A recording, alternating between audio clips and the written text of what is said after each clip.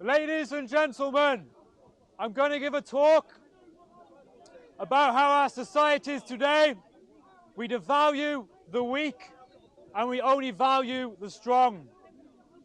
There has been a tendency in particular parts of the world, but predominantly the West, where we no longer see those who are most vulnerable, who are most weak in their own state as being intrinsically valuable, but instead we only consider those who are strong as having any real value to offer to the world. And if you want an example of this, you can look at Canada. In Canada, the sixth biggest cause of death is actually the healthcare. It's actually the hospitals, the nurses, and the doctors. Why is that? The reason for that is because in Canada, they have something called MAID. What MAID is in Canada is the freedom for individuals to call for their own death. In Canada, if you want to, you can choose to die at the hands of a nurse or a doctor. What this has now led to is a growing subculture among healthcare where people are encouraged for pragmatic and economic reasons to end their own life prematurely. We are now in a situation where if someone is in some way ill, is suffering from severe depression, has issues with their body, has issues with their health in any substantial way, they are now considered to be worth less compared to those whom don't. And the solution, which we used to offer in the Hippocratic Oath, has now been gone. What is it now? Now it's the idea that we can willingly choose to offer that person the option of death. In Western parts of the world, we see it predominantly in Canada, but it's coming to other places as well. It will be coming to the UK. We will have a doctrine within our own healthcare system, within the NHS, where we decide that those of whom we can't afford to give the best healthcare to because the queues are too long, because the waiting lists are too long, we'll offer them a choice of death. And there are articles you can find that have been written online by journalists who talk with medical practitioners that offer the idea that there are good reasons for the NHS to save money by killing people. In their mind, it makes sense. If we can't afford to give health care to everyone in the UK, then we will prioritise it to those who need it, to the young, to those who are healthy, and to those who aren't, to those who are ill, to those who are frail. We will offer them the choice of death. This is what we are having now in these societies, in our own country and in others, and it will spread from Canada to elsewhere in the West. And you can find it not just in the way that we treat the NHS. We offer people a way to die now. We'll offer the way to end the weakest in our society.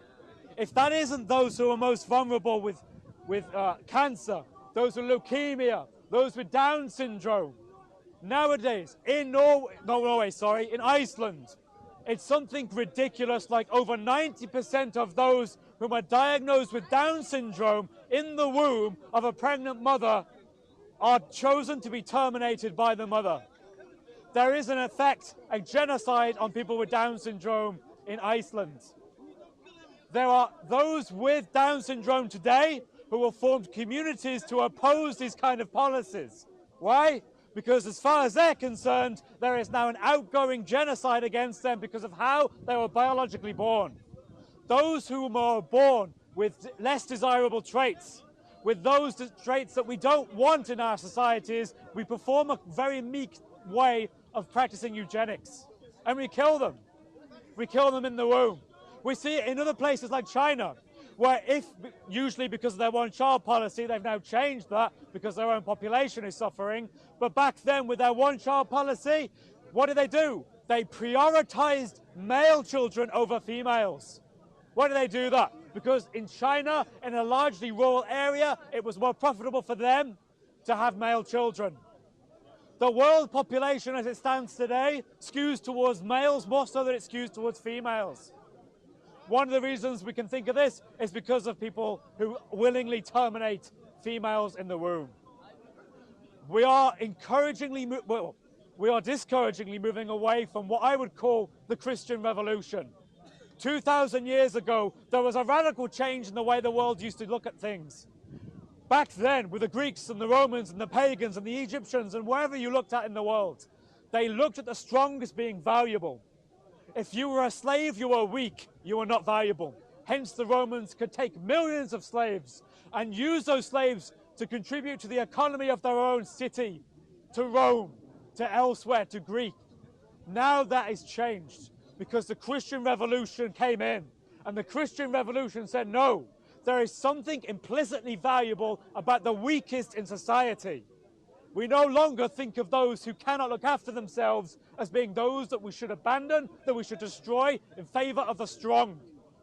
We used to do it that way for the majority of civilization. But something changed. In the person of Christ, we decided, actually, we are all made in the image of God. You can read that in Genesis. The very first book of the Bible teaches that clearly. We have value. I don't know any of you, but all of you have value, regardless of what you believe. There are Muslims here, there are Christians here, there are Jews and atheists and everything in between. I met a Buddhist earlier. Everyone has value in the image of God. It is not right for me or for anyone here or for the state or for anyone who is ideologically driven to tell you who is a person and who is not a person. We get our rights from God alone, and that is the foundation of which we stand on. If we abandon that foundation, which is what the West is calling us to do, we are going to end in a position that we were in thousands of years ago, where we no longer consider human life valuable. We consider it expendable. We consider it to be like that of the Romans and the Greeks. If you have a slave, that slave is worth nothing and you are worth something. How do we see it in the modern world? I gave the example of how in Canada, they are now the 6th biggest cause of death, which is that the state itself chooses to euthanize people because it is easier for them to euthanize people than it is to offer health care. That's the 6th biggest cause of death in Canada. If it can be like that in Canada, it can be like that here. We have socialized healthcare, we have the NHS, but it does not work as a system because ultimately many good people are encouraged financially to not give charity, to not give money that they can to help the needy. We are increasingly individualistic in our offset. We don't have communities as much anymore. We are desperately longing for communities in a world that encourages nothing but individualism. How do you fight that? You fight that by going back to where you as a person inherently belong and have longing for. You were not made to be an island. Someone once said, no man is an island. Amen, they're not.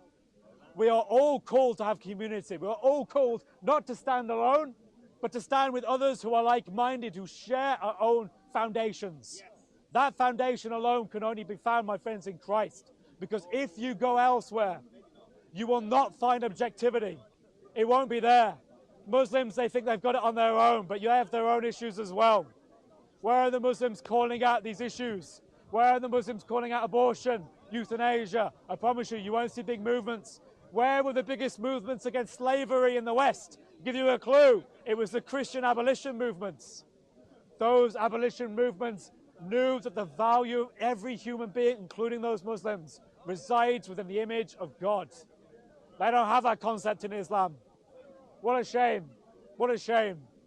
There are many atheists and agnostics who are not Christian, but they understand the value of these things. It's important not to be alone. It's important not to stand alone. Don't have a standalone complex, but rather look to your communities, look at your history, look at your traditions, look at your culture. It goes back for a long, long time. And through that, we had communion together in one body. That body was the church. And through that, we had a backbone to stand against interference from state that would honestly rather see you dead if it was an inconvenience to others, if it was an inconvenience to the NHS. The NHS is a religion. It's a religion of the UK. We bowed down to that, realizing the very heart of what it was about. It used to be about that the Christian man and woman would come forward in their communities to be able to give willingly of themselves. We all came together and voted for this. We got it. We would give our tax willingly to those who deserve it. What is it now? Is it that? I think it's not that at all. What it is instead is that it's a bureaucratic system that never ends. It's a bureaucratic system that discourages people who are well-meaning from giving charity. How much charity did we used to give in the Victorian period as a percentage of our income compared to the modern day? It was a lot more then than it is now. What a weird situation to find ourselves in. We do it because we are encouraged through the state that we pay our due through taxes. I tell you honestly, it's not enough. It isn't enough. You have to give your charity. One thing the Muslims do right is they have zakat. They have the idea of obligatory charity that they give to those who need it. Likewise, the Christians have our own understanding, but brothers and sisters, we need to do it more. If you're an atheist, if you're an agnostic, I encourage you to look back at your traditions. You aren't going to get out of a secular world, a progressive world, a world that is going to encourage abortion right until the moment of conception, a world that's going to encourage euthanasia simply because it's more of a convenience to the NHS than it is to anything else. The only way you fight against these progressive policies is you join together. Come to your church. Understand your roots. Your roots in this nation are a Christian nation. Come back to that. You'll have strength. You'll have a masculine Christianity that does not pull its punches. You'll have a Christianity that goes out boldly, that when coming together, you have the ability to speak and have your voice heard. You will not be heard as an individual. You will not be heard if you think that you can have a difference with this government, if you go up to it thinking that you're enough. You aren't going to be. And it's not good enough to spend your time on the internet. It's not good enough to think you can be on forum boards. It's not good enough thinking you can be on Mumsnet. It's not good enough. What's good enough is that you get together in person and you come together in communities and you join those communities and you remember your ancestors, you remember your father, your great-grandfather, your mother, your great-grandmother, you trace it back. You remember where you came from. Because through that you'll have strength. Through that you'll have power to make a difference in the world and to fight the modern forces of progressivism today. If you do not do this, I promise you, things like Drag Queen Story Hour are going to become much more of a common thing. You aren't going to be able to defend your children. There are Catholic schools today that are fighting tooth and nail to prevent the ideology of sexualized children in their own schools. They aren't going to win unless you're backing with them.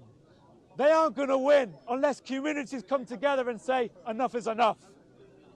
I encourage you all, whether you're already a Christian, whatever denomination you are, but find your backbone, find your history, because it's through that history that you have strength.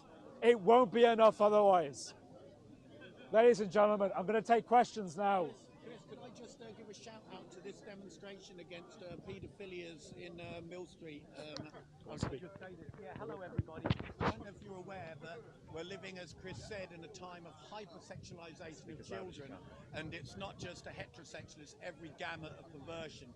And basically, in Tate Gallery, not Tate Modern, Tate Mill Street, they're having this gynophiliac paedophile drag queen storyteller, and this is the person. I'll just show you him.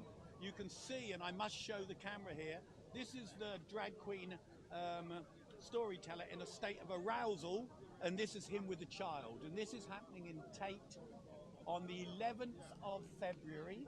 On Saturday there is a demonstration, and if we as Christians don't stand in front of Satan, because this is satanic child abuse, and we turn our backs on the least of these, the precious one that Jesus keeps calling us to be the type of, if we turn our backs on protecting our own children, no wonder God is going to bring judgment on this, on the Western nations. So if I can encourage as many people who are watching this video, on the 11th of February at 11 o'clock at Millbank, the Tate Art Gallery, join other Christians who are going to be there, and we're just going to face off against the powers of darkness. And please come down and support us, not just for your children, for my children, for all of those children who have a God-given right to innocence. Amen.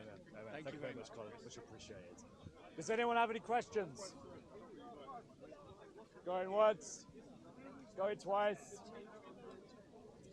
Thank you very much. God bless.